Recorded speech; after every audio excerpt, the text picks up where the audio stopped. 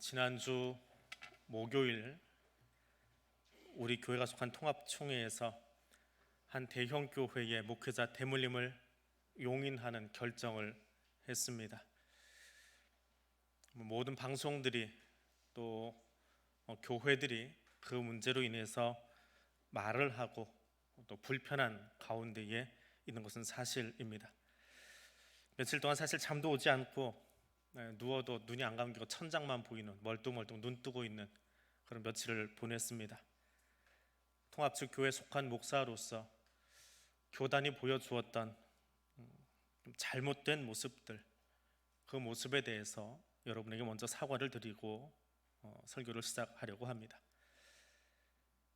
아간의 범죄를 하나님이 보시고 눈 감지 않으셨습니다. 기억하고 계셨고 또 그 아간의 범죄에 대해서 함께 공동체로서 책임을 지지 못한 이스라엘 사람들에게도 동일하게 징계를 내리셨던 현장을 우리는 성경에서 보게 되어집니다.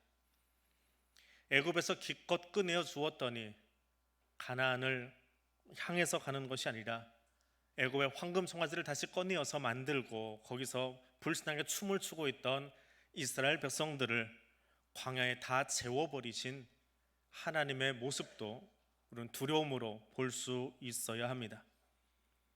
오늘도 하나님의 긍휼하심이 아니면 하나님 우리 이제는 어떻게 해야 됩니까? 라고 하는 말밖에는 할 수 없는 답답한 현실 속에 마주하고 있습니다. 토요일날 새벽 기도를 마치고 집에 갔다가 잠깐 눈을 붙였습니다. 그리고는 눈을 또 밖으로 나갔는데 누가 그새 저희 텃밭을 다녀가셨어요.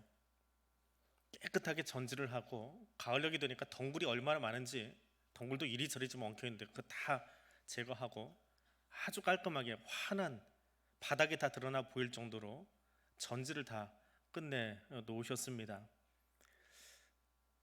너무 깨끗해서 너무 시원해서 그 텃밭 옆에 한 남자분이 서 계시길래 물어봤어요. 이거 누가 왔다 갔냐? 웃기만 하시더라고요. 아무튼 전지해준 게 너무 좋아서 저도 활짝 웃다가 꿈에서 깼습니다. 꿈이었습니다. 근데 그 꿈을 깨고 나서 누가 내 마음에도 이런 전지 좀 해줬으면 좋겠다. 참 답답한 며칠을 보내고 있는데 전지를 좀 해줬으면 좋겠다 하는 생각을 하면서 출근을 한 기억이 있습니다. 어제 하루 종일 설교 원고가 손에 잡히질 않았습니다. 본문을 잡아서 주보 만들려고 사무실에 줘야 주보 검토하고 그 인쇄하고 우리 김기자 집사님 퇴근하는데 3시까지 본문조차 주지 못하고 그냥 두리번 하고 다녔습니다. 그래서 그런지 어제 하루 종일 아침부터 저녁까지 우리 집사님, 권사님들이 아침도 챙겨주시고 점심도 무슨 진수성찬 차리듯이 집사님들, 권사님들이 밥을 해서 반찬을 해서 정말 거하게 점심까지 먹었습니다. 그런 오후 시간이 돼서는 한 2시쯤 지나가시던 이웃교회 권사님들 4분이 들어오셨어요. 다른 일 때문에 들어오긴 하셨는데 들어와서 교회 이야기를 나누고 돌아가는 한국 교회 이야기를 놓고 이렇게 두런두런 이야기를 하고 있다가 같이 잠깐 기도하고 갑시다 그러고는 권사님들하고 손잡고 기도하기 시작했습니다. 그리고 그 4분 권사님과 함께 울었습니다. 너무 답답해서 같이 울고 한국 교회를 놓고 하나님 하셔야지요. 지금은 암흑 같지만 하나님이 교회를 갱신시켜 주셔야지요. 기도를 했습니다. 그분들이 나가고 나서 그렇게 아침부터 저녁까지 까마귀처럼 하나님이 집사님들, 권사님들 보내주셔서 같이 말씀 나누고 또 식사하고 기도하고 한 3시쯤 되고 나니까 성경이 천천히 보이기 시작합니다. 무엇을 볼까 고민하면서 이 본문 근처를 왔다 갔다 하고 있었는데 그러다가 한 구절이, 오늘 함께 읽은 이 구절이 눈에 띄었습니다. 북이스라엘의 오므리 왕과 북이스라엘을 가장 부강하게 만들었던 그 역사의 현장입니다. 그곳에 22년 동안 왕으로 통치하던 아합의 이야기가 몇 장에 걸쳐서 나오고 있습니다. 열왕기상 18장에는 그 유명한 엘리야와 바알과 아세라 선지자 850명의 영적 전쟁이 갈멜산 위에서 벌어집니다. 그리고 하나님이 그곳에 불을 내리심으로 엘리야가 갈멜산 위에서 발과 아세라 선지자들을 죽이는 장면이 나오고 있습니다. 정말 큰 전쟁을 멋있게 치루어낸 바로 직후에 이세벨이 사신을 보내서 엘리야를 죽이겠다고 엄포를 놓고 있습니다. 열왕기상 18장을 시작할 때에도 이세벨은 자신의 권력을 가지고 여호와의 선지자들을 다 죽였다라고 나오고 있습니다. 그 권력의 힘이 대체 얼마나 크길래 갈멜산 전쟁이 있었음에도 불구하고 엘리야는 이세벨의 도끼 어린 목소리 앞에서 황급하게 도망가기 시작했다라고 하는 것이 19장 3절 이하의 말씀입니다. 이세벨의 치마폭에 쌓였던 아합은 갈멜산 그 현장에 있었습니다. 하나님의 불이 내려와서 제단 위에 제물을 다 태우고 물을 핥아버리는 장면도 목도했습니다. 바알과 아세라 선지자가 다 죽어버리는 장면도 보았습니다. 그런데 하나님 그에게 한 번 더 은혜를 베푸셨어요. 그는 죽이지 않았습니다. 그것은 하나님의 아합을 통해서 하고자 하는 일이 있었기 때문입니다. 그는 분명 은혜를 입었습니다. 갈멜산 위에서 은혜를 입었습니다. 그럼 하나님이 원하시는 자리로 갔어야지요. 그런데 이세벨이 소리 지르는 동안 치마폭에 쌓인 아합은 19장에서 단 한마디도 하지 않습니다. 도리어 위축돼야 될 것 같은 이세벨이 고함을 지르기 시작합니다. 엘리야를 죽이겠다고 으름장을 놓고 있습니다. 엘리야는 한달음에 북이스라엘에서 남유다 제일 남쪽에 있는 브엘세바까지 도망가기 시작합니다. 36개 주랭랑의 달인이 무엇인지를 보여준 장면이 19장 초반부의 말씀입니다. 그렇게 브엘세바를 거쳐서 호렙에 도착한 엘리야를 하나님이 만나 주십니다. 그리고 그에게 이제 19장 이후에 나올 역사의 이야기를 예언처럼 그에게 들려줍니다. 아람의 왕으로 하사엘을, 북이스라엘의 왕으로 예후를, 그리고 엘리야 다음으로 엘리사를 각각 지목해서 기름을 부으라라고 하는 말씀이 15절과 16절의 말씀입니다. 그리고 연이어서 하나님은 오늘 우리가 함께 읽었던 본문 18절에서 이렇게 말씀하십니다. 그러나 내가 이스라엘 가운데 7,000명을 남기리니 다 바알에게 무릎을 꿇지 아니하고 다 바알에게 입맞추지 아니한 자니라. 하나님의 음성을 다시 한번 보십시오. 18절의 음성이 얼마나 크고 힘 있는 말씀인지요. 우리는 이 말씀을 자꾸만 이렇게 읽습니다. 여러분, 우리 저 7,000명 중에 한 사람이 되십시다. 그 결론을 지어놓고 설교를 준비하려고 하니까, 그 말을 하려고 하니까 그런 목사로 살지 못한 것, 그런 한국교회가 되지 못했는데 7,000명 중에 하나 되자라고 하는 것이 거짓말 같았습니다. 그렇게 설교해서는 안 될 것 같았습니다. 그리고 자칫 7,000명 중에 한 사람 되십시오라고 말하면 섣불리 신앙적인 영웅이 되라고 말하는 것 같은 그런 형국으로 몰아갈 공산이 심했습니다. 성경은 영웅을 원하지 않습니다. 성경은 하나님의 일하심을 보기를 원하고 있습니다. 성경은 분명히 말합니다. 7,000명 중에 한 사람이 되라고 말한 적 없습니다. 하나님이 하신 것을 보여주고 있습니다. 오늘 본문은 7,000명을 남기신 하나님에 대해서 말씀하고 있습니다. 그럼 이 당시에 이스라엘 인구가 얼마나 됐을까요? 아합 때 인구 조사를 하지 않아서 잘 모르겠습니다.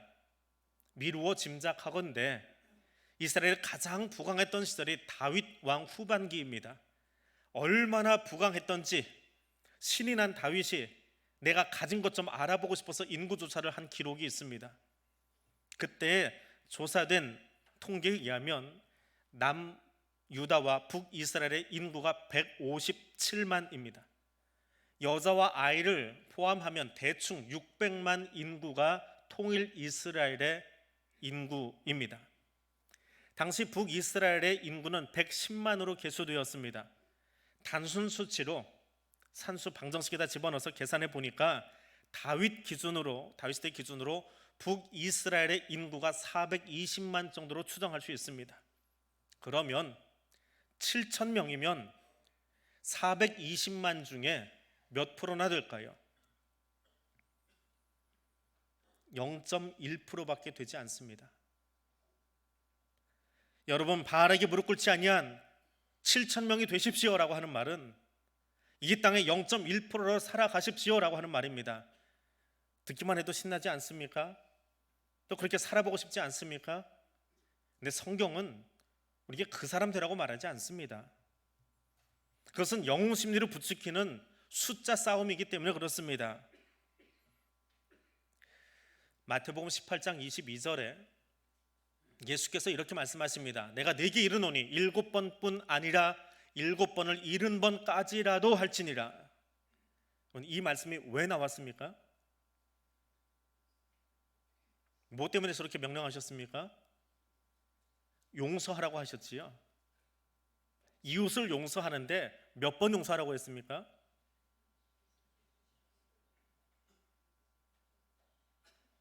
몇 번이요? 숫자에 눈 두지 마십시오. 끝없이 하라는 이야기입니다. 490번 용서하면 491번째는 복수하실 겁니까?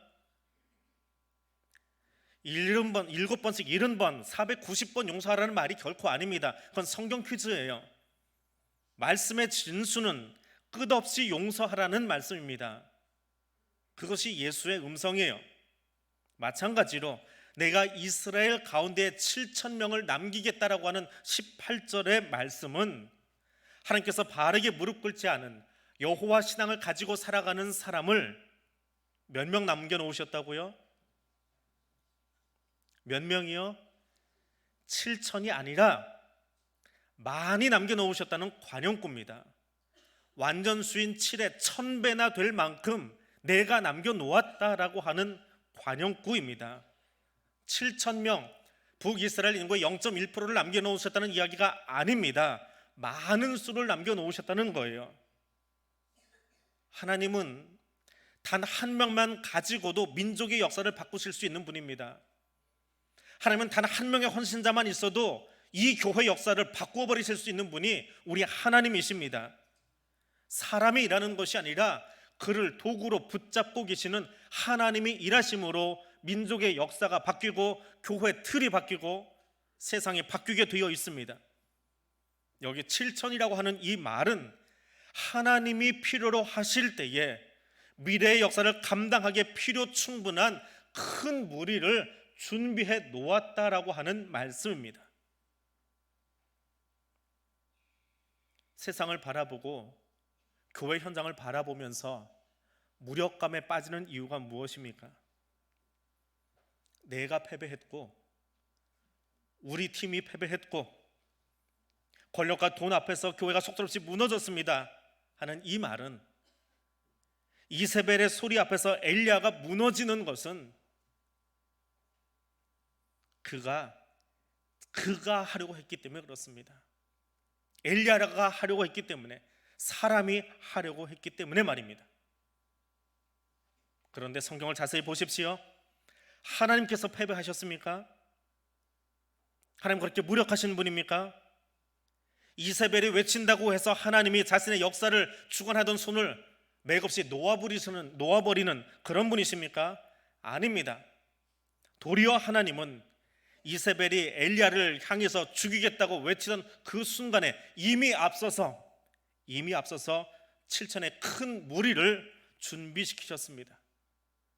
그리고 언제든지 나 여호와가 필요하면 일어날 수 있는 준비된 하나님의 군사들을 많이 예비해 놓았다라고 하는 것이 18절입니다. 내가 일하려고 들면, 내가 내 삶의 주인이 되려고 하면 무력감에 빠질 수밖에 없습니다.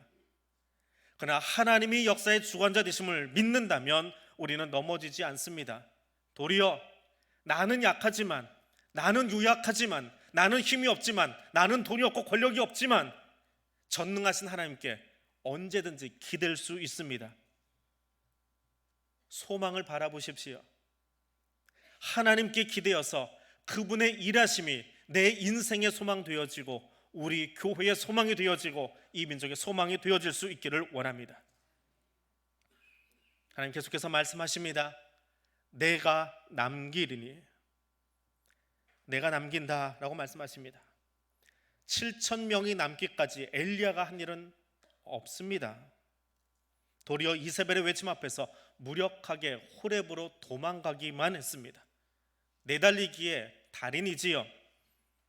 이세벨이 여호와의 선지자를 죽일 때에 열왕기상 18장에서 이세벨이 여호와의 선지자를 죽일 때에 궁정에서 왕궁을 관리하던 고위공직자 중에 한 사람이었던 오바댜라고 하는 사람이 자신이 가진 권력과 물질을 다 동원해서 여호와의 선지자 100명을 동굴에 50명씩 넣어두고 그들이 살 수 있도록 음식을 계속하여 제공합니다.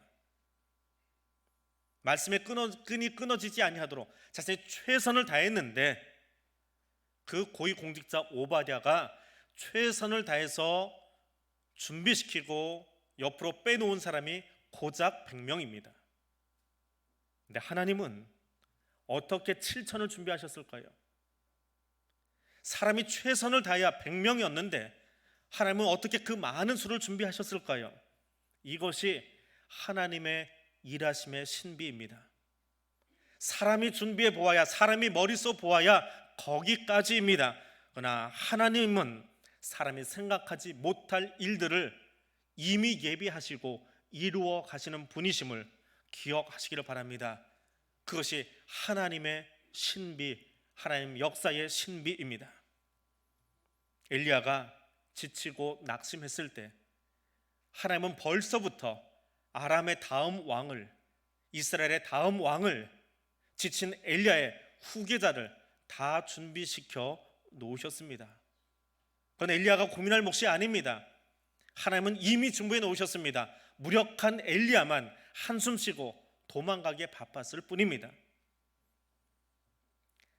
남기리니, 내가 남기리니, 원인과 이유와 환경이 어떠하든지 간에 나 여호와가 그 이유를, 그 변명을 다 제거하고 그를 계속하여서라도 나는 내 사람들을 남겨놓고 생존시키겠다라고 하는 의지의 표현이 18절의 말씀입니다. 이세벨의 폭정이 계속되고 그래서 여호와의 사람으로 사는 것이, 여호와 신앙으로 살아가는 것이 힘들고 지치고 낙심될지라도 하나님은 끊임없이 그들을 지지하고 격려하고 붙잡으시면서 반드시 남게 하십니다. 반드시 남게 하십니다. 그리고 이 단어가 더 힘이 되는 것은 이스라엘의 궁극적인 미래, 이스라엘이 아수르와 바벨론이 다 망한 다음에 사방팔방으로 흩어진 그 뒤에도 하나님은 이스라엘의 남은 자들, 그루터기를 통해서 일한다라고 하는 예언자들의 전문 용어, 남은 자라고 하는 그 단어가 바로 오늘 본문의 남기리니라고 하는 이 단어와 같은 단어입니다. 하나님이 이러고자 하는 그 중심 메시지가 예언자들의 입술만이 아니라 오늘 여기서도 선포되고 있는 것입니다. 모든 소망이 다 끊어진 것 같은 현실 속에서 하나님은 엘리야에게 말씀하십니다. 무력한 우리의 현실 앞에서 우리가 할 수 있는 것은 이제 아무것도 없습니다. 정치를 보아도, 경제를 보아도, 교회를 보아도 내가 할 수 있는 것은 다 끝났습니다. 그렇게 말할 때 하나님은 벌써 내가 보지 못할 뿐이고 우리가 기억하지 못할 뿐이지 하나님은 이미 역사를 준비해 놓고 계신다라고 하는 것이 18절의 말씀입니다. 은혜의 씨앗을, 은혜의 시간을 준비하고 계신다. 엘리야에게, 그리고 오늘 우리에게 말씀하십니다. 다 멸하지 아니하고 남겨두신 것이 우리에게는 은혜입니다. 그 하나님 은혜의 손길을 기억할 수 있기를 원합니다. 하나님께서 이 땅에 남겨놓으셨습니다. 하나님은 이스라엘의 국가적인 존폐 위기 가운데서도 아람의 실정으로 말미암아 앞으로 더 뒤로 넘어가면 아람에게 치욕스러운 패배를 당하게 되는 이스라엘의 역사가 기다리고 있지만 그 미래 속에서도 여전히 바알에게 무릎 꿇지 않는, 세상 풍조에 휘둘리지 않고 하나님만 바라보는 사람들을 0.1%가 아니라 많이 남겨놓으시고 훈련시키고 계시더라라고 하는 것입니다. 하나님은 이 땅의 역사의 주권을 다른 존재에게 넘겨보신 적 없습니다. 남겨놓는다라고 하는 이 말은 하나님이 큰 은혜를 베푸셔서 북이스라엘의 미래를 책임지시고 대한민국의 미래를 책임지시고 이 땅의 교회들을 하나님이 직접 책임지신다라고 하는 말입니다. 이스라엘은 신정국가입니다. 사람이 주인되고 사람이 통치하는 나라가 아니라 이스라엘의 운명은 아합이나 이세벨에 의해서 잔머리 쓰는 사람들의 입에 의해서 좌지우지되는 그런 나라가 아니라는 말입니다. 교회의 머리는 누구입니까? 예수 그리스도시지요. 여러분 삶의 주인은 누구십니까? 하나님, 그분이시지요. 인정하십니까? 교회의 머리가 예수 그리스도이며 내 삶의 주인은 하나님이라고 인정하십니까? 그러면 교회의 머리 되신 예수 그리스도께서 당신의 피로 값주고 사신 이 땅의 교회들이 세상 논리에 휘둘리고 넘어지기를 바라고 계실까요? 방관하고 계실까요? 하나님 피로 값주고 사셔서 당신 백성 삼으시고 예배자로 여기에 앉혀놓은 하나님의 백성들이 세상 풍조 때문에, 건강의 염려 때문에, 세상살이 때문에 쉽게 무너지고 무력감에 빠지고 패배자로 살아가기를 하나님 원하실까요? 결코 아닙니다. 결코 그렇지 않습니다. 하나님이 남겨놓으신다라고 하는 이 말은 내가 일한다라고 하는 말입니다. 엘리야가 아닙니다. 뛰어난 목사 한 사람이 아닙니다. 대한민국의 역사도, 교회의 도도한 역사적인 흐름도 대통령의 손에 있지 아니하고, 목사들에게 있지 아니하고, 목소리 큰 사람에게 있지 아니하고, 돈과 권력 조금 가지고 있다고 하는 그 사람들에게 있지 아니함을 인정하십시오. 하나님께 있습니다. 하나님이 친히 남겨놓으신 사람들을 통해서 이 민족과 교회와 나의 역사를 이끌어 가심을 믿고 고백할 수 있기를 원합니다. 하나님이 남겨놓은 7,000명은 어떻게 살았을까요? 성경은 그들의 이야기를 자세히 적지 않고 있습니다. 그러나 분명한 것은 하나님이 그 아합의 폭정 안에서도 주권적으로 사람을 구별해서 그 많은 수를 준비해 놓으셨다면 하나님의 주권 아래서 그들은 생명이 유지되고 신앙이 유지되고 보존되어서 이스라엘이 패망한 뒤에도, 이 땅에 나라가 없어진 뒤에도 하나님의 나라가 계속하여 세워져 갈 수 있도록 그들을 구석구석에서 일할 수 있게 사용하셨습니다. 그리고 그들은 성경이 말하는 대로 다른 모든 사람들이 세상 논리에, 경제 논리에, 정치 논리에 빠져서 바알에게 무릎 꿇고 바알의 발등상에 입맞추는 그것이 일상화되어버린 세상 속에서 내 유익을 찾아서 돈벌이 하려고 이리저리 옮겨다니는 그런 사람들 속에서 순수한 신앙을 견지하고 하나님만 바라보던 그 사람들을 하나님이 보호하시고 이끌어가시고 사용하시더라라고 하는 것입니다. 여러분, 그 사람으로 살고 싶으십니까? 그 사람 되고 싶으십니까? 하나님을 향해서 나아가시기 바랍니다. 야곱이 삼손이자 장인인 라반을 떠나서 고향으로 돌아옵니다. 고향에 가까이 왔더니 형님 에서께서 칼을 찬 군사 400과 함께 자기를 향해서 마주옵니다. 형님의 의도를 알지 못하니 얼마나 두렵습니까? 과거의 야곱이라면 꼼수 투성이로 그 현장을 모면해야 되는데 야곱이 어디로 갑니까? 야복 나루 들어갑니다. 뼈가 부러지도록 하나님과 씨름합니다. 비로소 그가 야곱이 아니라 이스라엘의 의미를 가진 자로 살아가기 시작합니다. 사실은 사도 중에 최고인 줄 알았습니다. 다른 사도들보다 예수가 나를 더 좋아하는 줄 알았습니다. 그런데 한 여자아이 앞에서 나는 예수 모른다고 그렇게 외치다가 예수의 눈과 마주치고 부끄러워서 무너진 자존감에 뼈저린 패배감에 고향 갈릴리로 도망가 버립니다. 베드로의 이야기지요. 근데 주님 거기 찾아오십니다. 그 낙심한 자존감에 심한 상처를 입은 베드로를 찾아오십니다. 그를 나무라기 위해서가 아니라, 책망하기 위해서가 아니라 그저 찾아오십니다. 그때 베드로 어떻게 했습니까? 내가 잘못했네요, 실수했네요, 자살해버린 가룟 유다처럼 살지 않았습니다. 책망받아도 괜찮습니다. 뭐라고 하셔도 괜찮습니다. 벗었던 옷 다시 걸쳐 입고 예수 앞으로 나아갑니다. 성육신하신 하나님 앞으로 나아갑니다.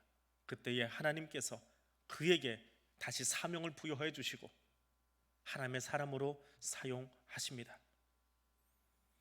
하나님께로 더 가까이 나아가십시다.